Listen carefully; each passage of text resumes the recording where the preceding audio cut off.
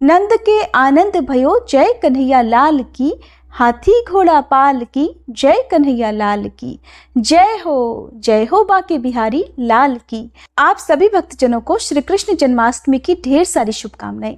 भगवान श्री कृष्ण 16 कलाओं से युक्त हैं और श्री कृष्ण जन्माष्टमी के दिन षोडशोपचार पूजा करने से सभी मनोवांछित फलों की प्राप्ति होती है, सभी कष्ट दूर होते हैं, घर में सुख समृद्धि आती है। सभी 16 अनुष्ठानों के साथ देवी देवताओं की पूजा करना षोडशोपचार पूजा के रूप में जाना जाता है। तो आज के इस वीडियो में आपको बताएंगे कि श्री कृष्ण जन्माष्टमी के दिन आप भगवान श्री कृष्ण की षोडशोपचार पूजा कैसे कर सकते हैं। इस बारे में बताने से पहले आपको बताते हैं जन्माष्टमी के दिन पूजा के शुभ मुहूर्त और जन्माष्टमी व्रत पारणा मुहूर्त के बारे में। अगर आपको ये जानकारी अच्छी लगे तो वीडियो को लाइक करके शेयर भी कीजिएगा और भगवान श्री कृष्ण की कृपा पाने के लिए कमेंट बॉक्स में हरे कृष्ण लिखना मत भूलिएगा। इस बार भादो मास के कृष्ण पक्ष की अष्टमी तिथि प्रारंभ होगी 26 अगस्त सोमवार को सुबह 3:39 से और समाप्त होगी 27 अगस्त मंगलवार को सुबह 2:19 पर। इसलिए इस बार उदया तिथि के अनुसार 26 अगस्त सोमवार के दिन ही श्री कृष्ण जन्माष्टमी और गोकुलाष्टमी का पर्व मनाया जाएगा। इस दिन भक्त सुबह से व्रत रखेंगे और रात को 12 बजे के बाद अपने व्रत का पारणा करेंगे। भगवान श्री कृष्ण का जन्म रोहिणी नक्षत्र में हुआ था और रोहिणी नक्षत्र 26 अगस्त सोमवार को दोपहर 3:55 से शुरू होकर 27 अगस्त मंगलवार को दोपहर 3:38 पर समाप्त होगा। क्योंकि भगवान श्री कृष्ण का जन्म मध्य रात्रि के समय हुआ था, इसलिए 26 अगस्त को रात 12 बजे भगवान श्री कृष्ण का जन्मोत्सव धूमधाम से मनाया जाएगा। जन्माष्टमी की पूजा का शुभ मुहूर्त रहेगा 26 अगस्त सोमवार को रात 12 बजे से लेकर 12:45 तक। आप इसी शुभ मुहूर्त में लड्डू गोपाल जी का जन्म कराकर उनका श्रृंगार करके उन्हें माखन, मिश्रिका, पंजीरी आदि का भोग लगा सकते हैं। जन्माष्टमी व्रत का पारणा अगले दिन यानी 27 अगस्त मंगलवार को सुबह 6:11 से 11 बजे के बीच में किया जाएगा। हालांकि बहुत से भक्त जन्माष्टमी के दिन सारा दिन उपवास रखकर मध्य रात्रि में पूजा करने के बाद अपना उपवास खोल लेते हैं। तो आपने जिस प्रकार का भी संकल्प लिया हो, आप उसके अनुसार नियमों का पालन करते हुए व्रत का पारणा कर सकते हैं। पहले ही जान लेते हैं कि जन्माष्टमी के दिन आपको क्या करना चाहिए। तो देखिए, पूजा का संकल्प लिया जाता है। जन्माष्टमी के दिन सुबह सूर्योदय से पहले उठकर स्नान आदि के बाद आपको व्रत का संकल्प लेना चाहिए। इस दिन जो व्रती होते हैं वो पूरा दिन फलाहार या फिर एक समय भोजन करते हैं या फिर कुछ लोग निराहार और निर्जल भी रखते हैं। इसलिए व्रत का संकल्प अपनी क्षमता के अनुसार ही लेना चाहिए और उसे नियमानुसार पूरा भी करना चाहिए। इस दिन भगवान श्री कृष्ण को शंख के माध्यम से ही जल या दूध से स्नान कराएं। इस दिन पूजा करने से पहले सुगंधित फूलों से भगवान कृष्ण की झांकी सजाएं, कान्हा जी को झूले में विराजमान करें और पालने के पास बांसुरी या मोरपंख अवश्य रखें। जन्माष्टमी के दिन कान्हा जी का अभिषेक करने के बाद आप उन्हें नए स्वच्छ वस्त्र, आभूषण, मुकुट पहनाएं, श्रृंगार करें और काजल जरूर लगाएं, क्योंकि यशोदा मैया कान्हा जी को तैयार करने के बाद उन्हें बुरी नजर से बचाने के लिए काजल लगाती थी। और इस दिन खीरा जरूर काटें। रात में 12 बजे खीरा काटकर कान्हा जी का जन्म कराएं। जन्माष्टमी के दिन खीरे को उसके तने से अलग किया जाता है और इसे श्री कृष्ण जी का माता देवकी से अलग होने का यानी कि उनके गर्भ से बाहर आने का प्रतीक माना जाता है। भगवान श्री कृष्ण को इस दिन पूजा में माखन, मिश्री, धनिया की पंजीरी, मखाने की खीर या मिठाई का भोग लगाएं। इनके बिना कान्हा जी की पूजा अधूरी मानी जाती है। और ध्यान रखें, भोग में तुलसी पत्ते जरूर डालें, क्योंकि इनके बिना कान्हा जी अपना भोग स्वीकार नहीं करते हैं। चलिए अब आपको बताते हैं भगवान श्री कृष्ण की 16 उपचार विधि यानी षोडशोपचार पूजा विधि क्या है। सबसे पहले स्नान आदि से निवृत्त होने के बाद आप साफ स्वच्छ आसन बिछाकर सामने बैठ जाएं। अब अपने सामने स्थापित भगवान श्री कृष्ण की लड्डू गोपाल जी की मूर्ति या भगवान श्री कृष्ण की मूर्ति में भगवान का ध्यान करें।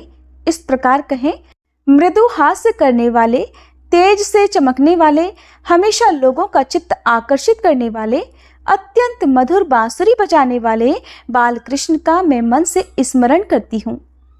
अब भगवान श्री कृष्ण का ध्यान करने के बाद भगवान कृष्ण की मूर्ति के सामने मंत्र का उच्चारण करते हुए आह्वान मुद्रा करते हुए भगवान का आह्वान करें। इस प्रकार से कहें, श्री कृष्णाय नमः आह्वयामि स्थापयामि। आवाहन करने के बाद आप एक बार फिर से मंत्र का उच्चारण करें और आसन के लिए हाथ में 5 फूल लेकर भगवान श्री कृष्ण के चरणों में अर्पित करें और उन्हें अपने सामने छोड़ दें। इस प्रकार कहें, श्री कृष्णाय नमः आसनम समर्पयामि। षोडशोपचार पूजा विधि में तीसरा चरण है भगवान श्री कृष्ण को आसन पर विराजमान करते हुए इस प्रकार बोले, आपको मंत्र बोलना है और भगवान को पैर धोने के लिए जल अर्पित करना है। श्री कृष्णाय नमः पाद्यम समर्पयामि। ये आपको भगवान श्री कृष्ण को पांव धोने के लिए जल अर्पित करते समय कहना है। अर्घ देते समय यानी कि सिर पर लगाने के लिए जल अर्पित करते समय कहें, श्री कृष्णाय नमः अर्घ्यम समर्पयामि। इसके बाद 5वें स्टेप में आपको कहना है, भगवान को पीने के लिए जल अर्पित करते समय श्री कृष्णाय नमः आचमनम समर्पयामि। अब आपको भगवान श्री कृष्ण को स्नान कराना है। आचमन के बाद इस प्रकार कहें, श्री कृष्णाय नमः स्नानम समर्पयामि। भगवान को स्नान कराने के बाद उन्हें मौली रूपी वस्त्र अर्पित करें। यदि आपके पास वस्त्र हैं, वस्त्र आप अर्पित कर रहे हैं तो कहें, श्री कृष्णाय नमः वस्त्रम समर्पयामि। वस्त्र अर्पित करने के बाद आप उन्हें यज्ञोपवीत यानी जनेऊ अर्पित करें और कहें, श्री कृष्णाय नमः यज्ञोपवीतम समर्पयामि। फिर आप भगवान को चंदन, रोली, गंध आदि अर्पित करें। कहें, श्री कृष्णाय नमः गंधम विलेपयामि। गंध आदि अर्पित करने के बाद आप भगवान श्री कृष्ण को पुष्पमाला, तुलसी जी की मंजरी या श्रृंगार हेतु आभूषण जो अर्पित कर रहे हैं उस समय आप इस प्रकार मंत्र बोलें, श्री कृष्णाय नमः पुष्पाणि समर्पयामि। फिर भगवान को धूप समर्पित करें। कहें, श्री कृष्णाय नमः धूपम अर्घ्यपयामि। धूप अर्पित करने के बाद भगवान श्री कृष्ण को दीप अर्पित करें। घी का दीप जलाएं और कहें, श्री कृष्णाय नमः दीपम दर्शयामि। इस प्रकार कहते हुए भगवान श्री कृष्ण को आप दीप भी दिखाएं। अब मंत्र बोलते हुए भगवान श्री कृष्ण को नैवेद्य अर्पित करें और आचमन करें। कहें, श्री कृष्णाय नमः नैवेद्यम निवेदयामि। अब इसके बाद आप भगवान श्री कृष्ण को पान सुपारी यानी तांबूल सहित दक्षिणा भी अर्पित करें। कहें, श्री कृष्णाय नमः तांबूल पुंगी फलानि समर्पयामि। षोडशोपचार पूजा विधि में 15वें नंबर पर भगवान श्री कृष्ण की आरती करने के बाद परिक्रमा करें और इस प्रकार मंत्र का उच्चारण करें, श्री कृष्णाय नमः प्रदक्षिणाम समर्पयामि। सबसे अंत में 16वें नंबर पर भगवान को पुष्पांजलि अर्पित करें और नमस्कार करें और इस प्रकार कहें, श्री कृष्णाय नमः पुष्पांजलि समर्पयामि। ये थी भगवान श्री कृष्ण की षोडशोपचार पूजा विधि। अब क्योंकि हमने भगवान श्री कृष्ण का पूजा करने से पहले आवाहन किया है, अब हमें पूजा का समापन करना है तो आपको विसर्जन भी करना होगा। विसर्जन करने से पहले आपको इस प्रकार मंत्र का जाप करना है, आह्वाहनम न जानामि तवार्चनम पूजामश्चैव न जानामि क्षम्यताम परमेश्वर मंत्रहीनम क्रियाहीनम भक्तिहीनम सुरेश्वर यत् पूजितम मया देव परिपूर्णम तदस्तु मे। अर्थात, हे परमेश्वर, हे श्री कृष्ण, हे भगवान, मैं नहीं जानती कि आपका आह्वान कैसे करें, आपकी उपासना कैसे करें, आपकी पूजा कैसे करें, अतः मैं आपसे क्षमा प्रार्थना करती हूँ। हे देवेश्वर, मैं मंत्रहीन, क्रियाहीन अथवा भक्तिहीन हूँ। इस पूजा को आप ही परिपूर्ण मान लीजिए। हे प्रभु, शरीर, वाणी, मन, इंद्रिय, बुद्धि, आत्मा अथवा प्रकृति स्वभाव के अनुसार मैं जो जो करती हूँ वो मैं आपको अर्पित कर रही हूँ। ऐसा कहकर दाएं हाथ में जल लेकर आप भगवान के चरणों में छोड़ दीजिए और फिर 2 बार आचमन करें। इसके बाद पान के पत्ते पर चंदन से चंद्र देवता का चित्र बनाएं और इस प्रकार कहें, जिसे चंद्र पूजा करना कहते हैं, सोमेश्वराय सोमाय तथा सोमोद्धवाय च सोमस्य पतये नित्यम तुभ्यम सोमाय वे नमः। या फिर आप इस प्रकार भी कह सकते हैं, अमृत समान सोमेश्वर को तथा सोम अर्थात चंद्र को मैं नमस्कार करती हूँ और चंद्र से उत्पन्न और यज्ञ में डाली जाने वाली सोमलता को मैं नित्य नमस्कार करती हूँ।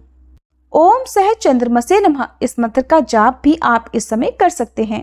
तो ये थी भगवान श्री कृष्ण की पूजा की षोडशोपचार पूजा विधि। उम्मीद है आपको जानकारी पसंद आई होगी। अगली वीडियो में आप जानेंगे कि भगवान श्री कृष्ण की जन्माष्टमी के दिन बहुत ही सरल और आसान विधि से पूजा कैसे करनी चाहिए और इस दिन ऐसी कौन कौन सी गलती हैं जो भूले से भी नहीं करनी चाहिए। उम्मीद है जानकारी आपको पसंद आई होगी।